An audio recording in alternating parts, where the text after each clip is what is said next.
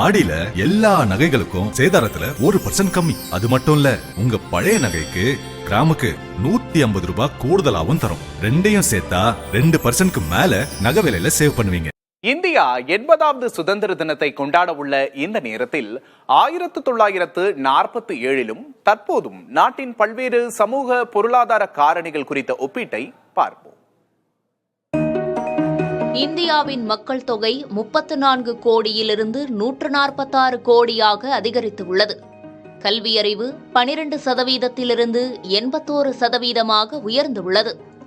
சராசரி ஆயுட்காலம் அப்போது 32 மட்டுமே இருந்த நிலையில் தற்போது 72 உயர்ந்துள்ளது. குழந்தைகள் இறப்பு வீதம் சுதந்திரத்தின் போது 1000க்கு 146 இருந்து தற்போது 1000க்கு 42 சரிந்துள்ளது. 4 லட்சம் கிலோமீட்டராக இருந்த சாலைகளின் நீளம் தற்போது 66 லட்சம் கிலோமீட்டராக அதிகரித்துள்ளது. ரயில் பாதைகள் நீளம் 53,000 கிலோமீட்டர்களில் இருந்து 70,000 கிலோமீட்டர்களாக அதிகரித்துள்ளது. மின் உற்பத்தி திறன் 1362 மெகாவாட்டாக இருந்த நிலையில் அது இப்போது 5,43,000 மெகாவாட்டாக உள்ளது. அமெரிக்க டாலருக்கு நிகரான இந்திய ரூபாய் மதிப்பு 3 ரூபாய் 30 காசாக இருந்த நிலையில் அது தற்போது 95 ரூபாயாக குறைந்துள்ளது.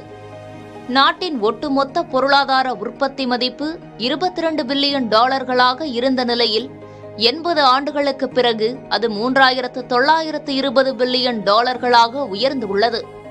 1947இல் 1 லிட்டர் பெட்ரோல் சுமார் 25 காசாக மட்டுமே இருந்த நிலையில் இப்போது அது சுமார் 105 ரூபாயாக இருக்கிறது.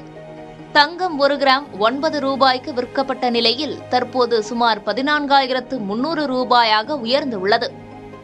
ஆடி மாதத்தில் வாங்கும் தங்கம் மகாலட்சுமியின் அருளை வீட்டிற்கு வரவேற்கும் மங்களத்தின் அடையாளம். இந்த ஆடியை லலிதா ஜுவல்லரியின் பொன்னான ஆடி ஆஃபரோடு கொண்டாடுங்கள்.